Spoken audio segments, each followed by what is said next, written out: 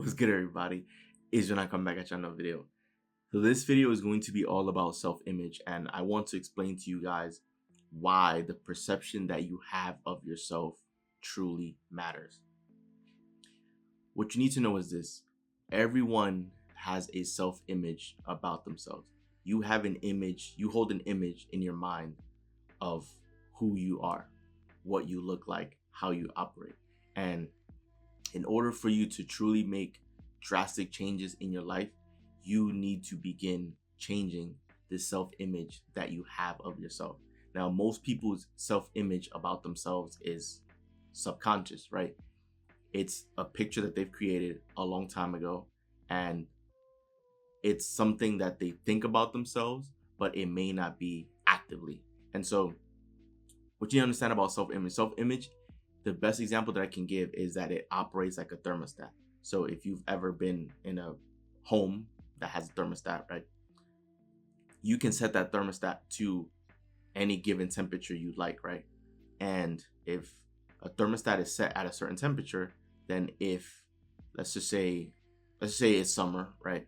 And you open the window and say you set the thermostat to like 75 degrees. Say 75 degrees feel absolutely amazing. And it's summer outside and it's 90 degrees outside and you decide to open the window. Then of course, in theory, right, the home would get warmer. However, because the thermostat is set to 75 degrees, it is going to do whatever it needs to do, right, to ensure that the temperature in the home remains at 75 degrees. So if you open the window and warm air comes in, the thermostat is going to effectively turn on the cooling system to cool down the home so that the temperature can remain at 75 degrees. Same idea if it were to be cold outside, right? If, say, you are comfortable with the home being at 75 degrees and it is winter outside, it's 30 degrees outside, and you decide to open the window, right? Of course, the cool air enters the home. However, the thermostat picks that up and begins turning on the heater to keep the home at 75 degrees. The reason why I say this is because your self-image works just like a thermostat, in the sense that if you make progress outside of the image that you hold of yourself, then generally speaking, the self-image is going to bring you back to wherever it is that you have it set. If I were to use an example, right? And let's just say this is a fitness example. Say someone is out of shape, right? And they put on, say they let themselves go and they're 200 pounds heavier than where they want to be, right? That person being overweight may have a self-image of themselves being overweight. Like when they look at themselves in the mirror, they see themselves as being overweight. When they close their eyes and envision themselves, they see themselves as being big. The concern with this is that if this person were to go and shed off a couple pounds, right, they can be making progress in the right direction.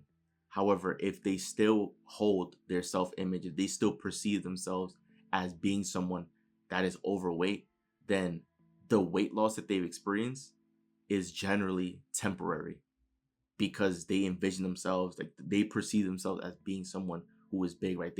They've tied this to their identity. And so their mind, the body is going to find ways to put that weight back on, because it is sort of serving as the thermostat, right? It is bringing you right back to where it is that you see yourself. And I know this to be true because many years back, this was when I was on my best fitness journey. And I remember going to the gym, and I've always been like a skinnier guy. It was, when I went to the gym, it was to put on weight, right? It was to put on muscle mass, right?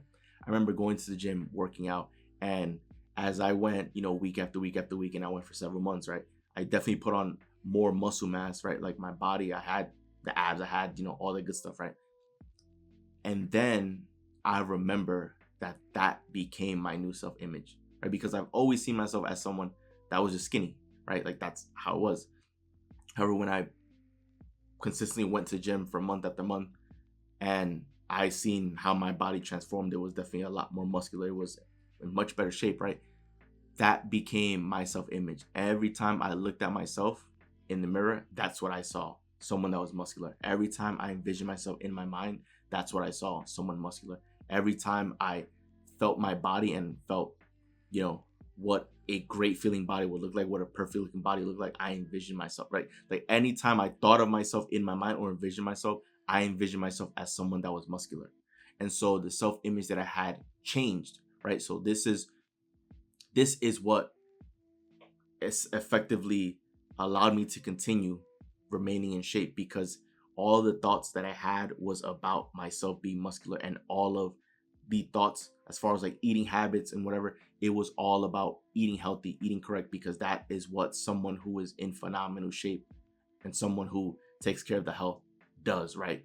They're always actively working out, right, and eating right. And so these are the decisions that automatically came across in my mind, right? Like I remember I during this time, right, I made it a mission of mine that each and every meal that I ate was going to include some sort of fruit and vegetables. So breakfast, if I had any sort of breakfast, it was going to have a side of fruits. If I were to eat lunch, it would have either a side of fruits or vegetables or both. And for dinner, every single meal that I ate for dinner, it was going to include vegetables. And if I wanted some sort of snack, it was going to be a healthier snack, say like a granola bar or some sort of fruit, right? So because, right, like I during that phase of time, I couldn't get myself to eat chips, right? Like I just looked at it and I looked at it with disgust. Now, of course, now I can definitely eat chips, or I have no problem eating chips. However, during that time span, I couldn't physically get myself to eat potato chips. Like I couldn't physically get myself to eat anything unhealthy, because it just didn't fit who I was and the image that I held of myself. And this is what I mean, right? Because if someone has a self-image of them being overweight and they lose a couple pounds, because they hold the image of themselves being overweight, then they'll somehow, some way find ways to put back that weight to return to their normal size. But what you need to do sometimes is change the image that you have of yourself. Even if you're overweight right now, you can still envision yourself as being someone with the perfect body. You can still envision yourself as someone making the right decisions each and every day. And it doesn't just have to be about fitness goals, right? It can be about attitude and personality. There's some people who wake up and they live their lives each and every day angry or with a nasty attitude, and that's because of the self-image that they hold of themselves. Because when they think of themselves, they think of themselves always having a frown on. They think of themselves always being angry and being nasty to other people. And so that is just where their thermostat is set. So that's why that is the norm. That is who they are and how they operate, right? There's some people that I've come across that I would meet them for the first time and they would have, a nasty attitude. And I would give them the pass, because I would think to myself, you know what? It's okay. They're probably having a bad day. It's fine. And then I see them again, and then I see that they've been the same, even months later, right? Well, I'll see the same person, that they've been the same person since the first exchange. So then that's when I tell myself, okay, well, then this isn't just a one-time thing. This is actually who they are. Like this is their default setting. That's it. And that's what the thermostat is, the default setting. That is what your self-image is, the default setting, right? Some people have a self-image of themselves not being good enough. Some people have a thermostat set on them, just like of seeing themselves in misfortune, seeing themselves as unhappy, seeing themselves as losing. How does that even help you, right? You're supposed to be your number one supporter and your number one cheerleader. You're supposed to be rooting for yourself because you should want the best for yourself. But people have been conditioned and have their self-image to not be seen in that way, right? And this also can happen to children as well. Like children who are young that go through an education system and say they struggled, say this is a child in first grade, and when they get the report card, say for example they get an F letter grade, that they failed, right? It can very well be that they failed because of the self-image that they hold of themselves, that they don't see themselves as being a great student because nobody in their family was a great student. And so they themselves, they just don't see that they're a great student, and they don't believe that they're capable. And so because of that, they don't even try, because them trying would go against the image that they hold of themselves. They don't see themselves as being, intellectual or as being a great student. They don't see themselves as that. It's not that they're not capable of it, because everyone is certainly capable of excelling in school and succeeding, right? Everyone can do that. It's just some people, they don't hold an image of themselves doing well. And so because of that, they just don't even try to begin with. And then when they get an F grade, they get told that they're not a good student, that they can't be a good student, that school is not for them. And so they begin to believe that as being true, even though the letter grade is simply a reflection of their past results, of their past actions, and that has no bearing on the future, right? A student that gets an F in the first half of the school year can turn things around, right? And actually end up being a great student, because they can make the proper adjustments from that moment on and have their future be drastically different. But then when they receive an F, they get told that they're a bad student and that they'll never be good in school. So what is a student going to believe? They're going to believe that that's true because they may not know any better, right? So you can see how the perception of yourself truly matters. You can see how the perception that you hold of yourself will dictate the action that you take, will dictate what you think is truly possible or not, right? Someone who has a perception of themselves being very overweight,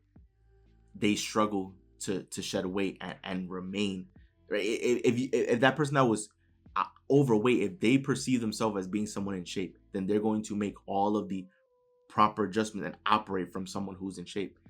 So they're going to constantly show up and work out, and they're going to constantly eat healthy, because that is what a person that's in shape would do. That's what their best version, their best fit version would do, right? And so they'll basically be moved by their self-image to go out and make it happen. But if their self-image is someone who is overweight, then that person is just someone who probably will just eventually give up, right? Because they haven't changed the image itself, right? The thermostat is, you're always going to be brought back to that thermostat. So you want to reflect on your self-image, because it's not just about fitness, right? It's how you perceive yourself. It's how you perceive your own attitude, right? When you close your eyes and think about yourself, are you smiling all the time? Are you happy? Are you optimistic? For most people, that's not the case. When they see themselves, they may see misery, they may see concern, they may see negative attitude. And so that's why they are the way they are. They operate the way they operate. That can change though, but it is all up to you, right? Someone who might, if someone is in sales, right, and someone perceives themselves as being, a bad salesperson, someone who's, easily intimidated, someone who's, right, just very passive, then that perception of themselves is going to dictate the results that they get as a salesperson. Because for a lot of jobs, for sales, right, a lot of salespeople, they don't get paid salary, they get paid commission. So you pretty much have to go out and make it happen. You have to go out and really make those opportunities happen, right? Like capitalize on it, right? So you need to have a high motor, you need to be outgoing, you need to, right? But if you perceive yourself as someone who gets intimidated very easily and you're shy, right? That's the perception, the image that you hold of yourself. Then that's going to directly affect your results, right? So how you perceive yourself truly matters. And the beauty about it is that you can change this perception, right? It doesn't have to be reality, right? That can always change. And you can change your perspective and how you perceive yourself in all areas, right? You can change it all, because the perception that you hold of yourself is what ultimately dictates your results. So rather than perceiving yourself as maybe someone who is just an average person, that there's nothing special about you, that, whatever happens in life, you're at the mercy of, right? Rather than perceiving yourself as that, why not perceive yourself as someone that's great, as someone that's oozing with potential, someone that's capable of it all, someone that can be, do, or have anything, right? If you perceive yourself as that, you are going to operate with a supreme confidence, and you're going to know that there's nothing that's ever going to slow you down and stop you. Anything that you want to have, anything you want to accomplish, that you can go out and make it happen, right? This is having the much better perception of yourself, and having that perception of yourself, believing that you're capable of it all, that there's nothing and no one that can stop you. That is what's going to dictate the result. That is what's going to propel you forward, because you are going to believe that to be true. And so you are going to take action. Your body's going to begin moving on its own pretty much to make that be the truth. So reflect on your life, think about how things are, and sometimes the change that's required is just you changing the image that you hold of yourself, right? Envision the version of you that you want to see and experience, and hold that picture in your mind and get excited about that picture. And as you think about it more and more and more, you begin adopting that and becoming that, because beliefs are nothing more than thoughts that you think over and over and over. So you think of something over and over and over, something that you want to experience, something that you want to become, right? You will effectively have to become that, because you'll begin to believe it as being true, and then you begin to live it because it will become your reality and your truth. So that wraps up the video. Enjoy the video. Do leave a like and subscribe as we are on the road to 1 million subscriber, guys. So once again, it's Joel, and I'm out. I'll see you guys for the next video.